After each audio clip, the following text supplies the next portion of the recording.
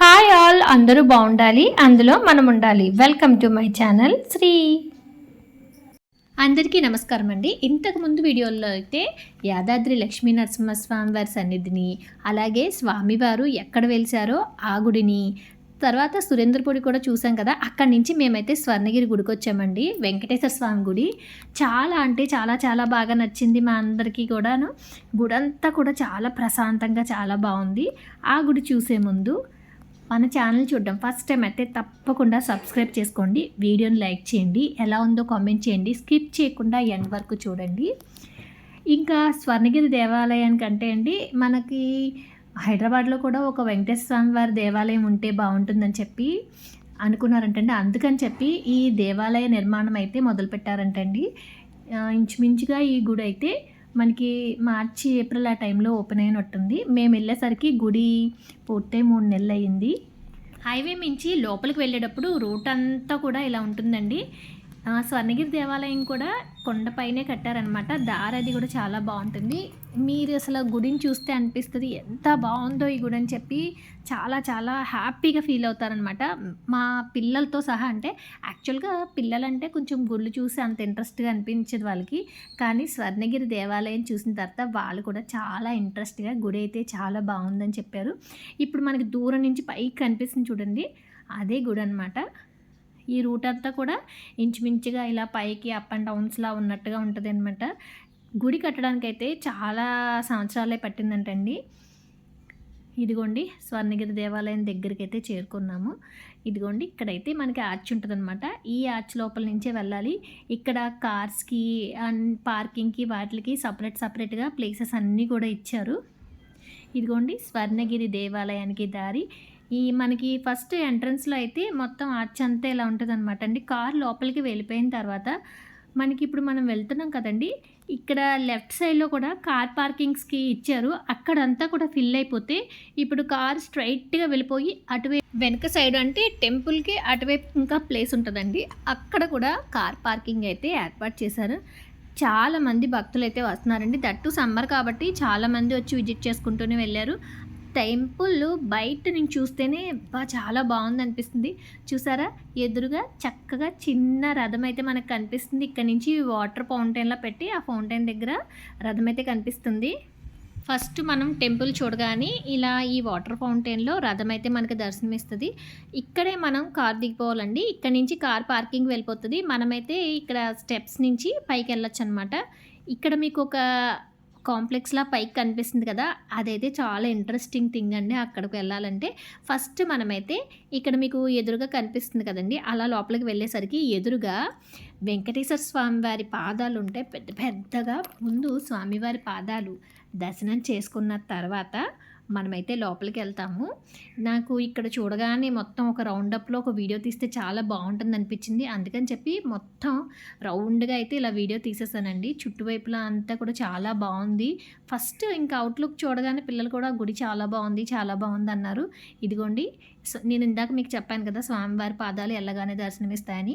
స్వామివారి పాదాలు అయితే ఇవే. వచ్చిన ప్రతి ఒక్కళ్ళు కూడా ఈ పాదాలకి నమస్కారం చేసుకొని స్వామివారిని చూడడానికి మెట్లెక్కి పైకైతే వెళ్తున్నారు.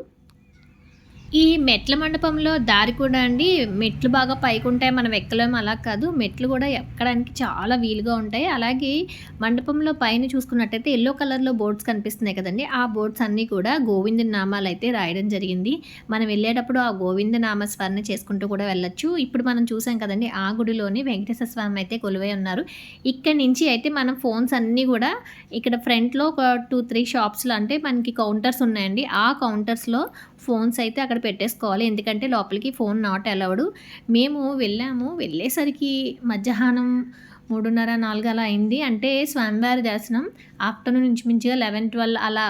అంటే ఫ్లోటింగ్ ఉన్న డేని బట్టి ఒక్కొక్కసారి అయితే 11 క్లోజ్ చేస్తారు, ఒక్కొక్కసారి 12కి క్లోజ్ చేస్తారండి శనివారం అలాంటి టైమింగ్స్లో. అయితే మేము వెళ్ళిన రోజైతే గుడి ఇంచుమించుగా 12 వరకు ఉందంట. కాకపోతే ఓపెనింగ్ టైం అయితే 4కి వెళ్ళేసరికి చాలా ఫ్లోటింగ్ ఉందన్నమాట. ఇంకా టికెట్ లైన్లో వెళ్ళిపోదామని 50 రూపీస్ టికెట్ అయితే ఉంది.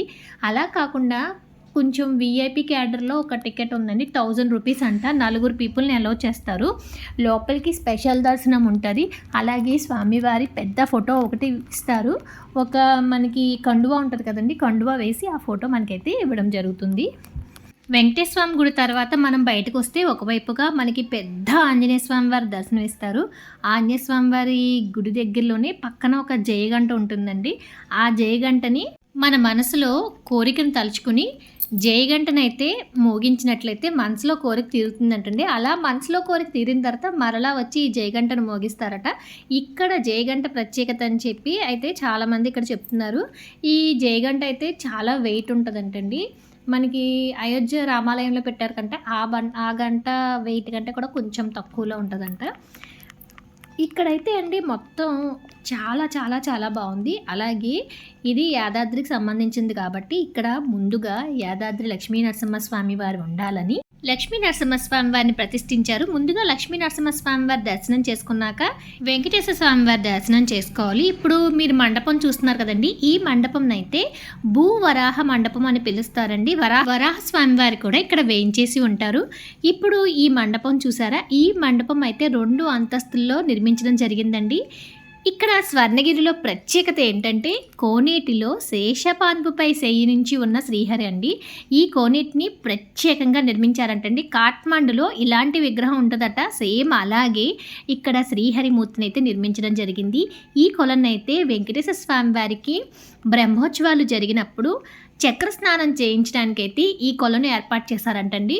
చుట్టువైపులా కూడా భక్తులందరూ కూడా వీక్షించడానికి వీలుగా 2 అంతస్తుల్లో ఈ మండపం అయితే నిర్మించారు. ఏకకాలంలో ఇంచుమించుగా 3000 మంది అయితే స్వామివారికి జరిగే చక్ర స్నాన వేడుకనైతే వీక్షించడానికి వీలుగా ఈ మండప నిర్మాణం చేయించారని చెప్పి గుడి పాలక కమిటీ వారు తెలియజేశారు. ఇక్కడి నుంచి చూసినట్లయితే మనకి పైనుంచి కూడా కోనేటిలో వేయించేసి ఉన్న స్వామి చాలా అందంగా కనిపిస్తూ ఉంటారు. ఇలా మనం ఒకసారి కిందకు కూడా వెళ్ళినట్టయితే అటువైపు 4 వైపుల నుంచి చూస్తే 4 వైపులా కూడా స్వామివారు కోనేరులో మనకి చాలా అందంగా దర్శనమిస్తారు. స్వర్ణగిరి దేవాలయాన్ని అయితే అండి ఈవినింగ్ 6 తర్వాత కనుక విజిట్ చేస్తే చాలా బాగుంటుంది. యాక్చువల్గా అయితే గుడి టైమింగ్స్ మార్నింగ్ 5:30 నుంచి ఆఫ్టర్నూన్ మనకి నార్మల్ డేస్ అయితే 11 కల్లా క్లోజ్ చేస్తారండి. సాటర్డేస్ కొంచెం ఫ్లోటింగ్స్ సమ్మర్ డేస్లో అలా అయితే 12 కల్లా క్లోజ్ అవుతుంది. మళ్ళీ 3 నుంచి అయితే ఓపెన్ చేసేస్తారంట. కానీ ఈవినింగ్ 6కి అయితే అండి మీకు స్వామివారి గుడి లోపల కానీ ఇక్కడ కానీ ఎక్కడైనా సరే ప్రతి చోట సీలింగ్ లైట్స్ అనేవి కింద పైన మొత్తం అంతా పెడతారండి. రంగురంగుల వెలుతురులో ఆ స్వామివారి గుడిని చూస్తే అసలు ఎంత బాగుందనిపిస్తుంది. అలాగే లోపల వెంకటేశ్వర స్వామి వారి దర్శనం చేసుకున్నాం కదండి, స్వామివారి దివ్య మంగళ స్వరూపాన్ని అలా చూస్తూనే ఉండాలనిపిస్తుంది. అలాగే అక్కడ ఆల్వార్లు బీబీ నాంచారి అల్వేల్ మంగతాయారు ఇద్దరు అమ్మవార్లు కూడా చూడడానికి అసలు ఎంత బాగుంటుందోనండి. ఇప్పటి వరకు అయితే అసలు అక్కడ ఎటువంటి వీడియోస్ ఫొటోస్ తీయడం అయితే జరగలేదండి. మనం వెళ్ళి డైరెక్ట్గా చూడడమే తప్ప మీకు యూట్యూబ్లో కానీ వేరే ఎక్కడా కూడా వీడియోస్ ఫొటోస్ అయితే లభించవు. ఆల్వార్లు నెక్స్ట్ అమ్మవార్లు స్వామివారి దర్శనం చేసుకొని కొంచెం మనం పక్కకు వచ్చిన తర్వాత వేణుగోపాల స్వామివారు కూడా ఉంటారండి. స్వామివారు చూడడానికి చాలా ముగ్ధ మనోహరంగా ఉంటారనమాట. వాళ్ళ దర్శనం చేసేసుకున్న తర్వాత మనకి అద్దాల మండపం అవి కూడా ఉంటాయి. ఇక్కడ మీకు ఒక స్తంభంలా కనిపించింది కదండి, అదైతే దీపజ్యోతి అనమాట. అక్కడ దీపాలవి కూడా వెలిగిస్తారు. ఇంకా కొంచెం కన్స్ట్రక్షన్ వర్క్ అయితే జరుగుతుందండి గుడికి సంబంధించి. దానికి సంబంధించిన పక్కన తలుపులు అవి కూడా కనిపిస్తున్నాయి కదండి. ఇంకా వర్క్ అయితే చాలా వరకు జరగాలన్నమాట. ఇక్కడ భక్తుల సౌకర్యార్థం అన్నీ కూడా చాలా బాగా అరేంజ్ చేయడం అయితే జరిగిందండి. గుడి చూడడానికి చాలా బాగుంది. మన ఆంధ్రాలో మన పెద్ద తిరుపతి వెంకటేశ్వర స్వామి ఉన్నారు కదండి, అలాగే తెలంగాణలో ఈ యాదాద్రిలో వెంకటేశ్వర స్వామి చాలా చాలా బాగున్నారు. హైదరాబాద్ వెళ్తే మాత్రం తప్పకుండా విజిట్ చేయండి. చూడడానికైతే చాలా బాగుందనిపించింది. ఈవినింగ్ టైంలో అయితే విజిట్ చేయడానికి ట్రై చేయండి. ఇంకా లైట్స్లో చూస్తే ఆ అనుభవమే వేరనమాట, చాలా అందంగా ఉంటుంది. ఇదండి స్వర్ణగిరి దేవాలయానికి మేము వెళ్ళినప్పుడు మాకు కలిగిన అనుభవం అయితే. ఈ వీడియో మీకు ఎలా అనిపించిందో కామెంట్ చేయడం అయితే మర్చిపోకండి. గుడి ఎలా ఉందో కూడా కామెంట్ చేయండి. వీడియోని లైక్ చేయడం అయితే అస్సలు మర్చిపోవద్దు. ఇప్పుడు వరకు కూడా సబ్స్క్రైబ్ చేసుకోకపోతే సబ్స్క్రైబ్ చేసుకోండి. నాకు తెలిసి ఈ వీడియో చూసిన తర్వాత మీకు కూడా స్వామివారి దర్శనం చేసుకోవాలనిపిస్తుందండి. ఎందుకంటే మనకి గుడి చూడగానే అంత అట్రాక్టివ్గా చాలా చాలా బాగా కట్టడం అయితే జరిగింది. ఇంకా పెద్దవాళ్ళైతే ఈ గుళ్ళు, గోపురాలు ఎలాగో చూసేస్తాం గానండి. పిల్లలకి కూడా చాలా నచ్చిందంటే చక్కని గుడనమాట. మా జయదీప్‌కి ఒక నామం పెట్టిచ్చేసుకొని మేము అక్కడి నుంచి అయితే ఇంకా ఇంటికి స్టార్ట్ అయిపోయామండి. అంటే మార్నింగ్ నుంచి ఇంకా ఈవినింగ్ వరకు తిరుగుతూనే ఉన్నాం కదా! హైదరాబాద్ ఎళ్ళేసరికి టైం పడుతది. అందుకని ఇంటికైతే స్టార్ట్ అయిపోయాం.